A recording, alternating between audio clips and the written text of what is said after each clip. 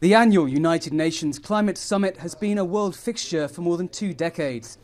But for this, the 20th Conference of the Parties, or COP20, expectations are unusually high. The president of the host nation, Peru, laid out his vision of its importance. It's come on the heels of the United Nations Climate Summit in New York and a stark report issued by the Intergovernmental Panel on Climate Change, or IPCC, which stressed that time was running out to drastically cut emissions in order to avoid a 2 centigrade global rise in temperature. Last month, China and the United States made a historic pledge to reduce their greenhouse gas output. China agreed for the first time to cap emissions, setting a goal for them to fall after 2030, while the US committed to cut its emissions by a quarter or more by 2025. Nobel Prize winner Rajendra Pachauri, the IPCC's chairman, told CCTV of his optimism, despite the panel's latest report. In the case of climate change is that we don't have the luxury of time.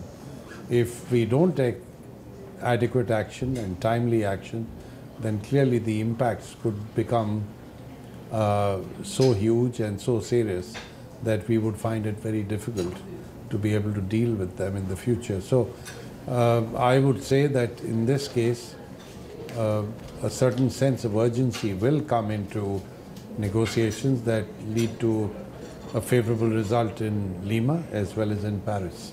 The Lima conference is expected to put together the first draft of an accord to cut carbon emissions to be delivered in Paris in 2015. More than 3,000 negotiators from nearly 200 countries will hammer out the details over the next fortnight. For Peru, this will be the largest and most important summit it's ever hosted, thrusting the South American nation onto the international stage. While some observers predict another failure, the host nation will be doing everything it can to make it a success. But the bigger countries will have to do the heavy lifting. The UN's Assistant Secretary General, Robert Orr, tells CCTV. In all, we need everyone to do more, but we need the big countries to lead, and we need the most developed countries that have the technology and the resources to lead disproportionately. And I think that is both for historical reasons, but also for practical reasons. With China, the US and the European Union taking the lead, will other nations, both big and small, follow suit?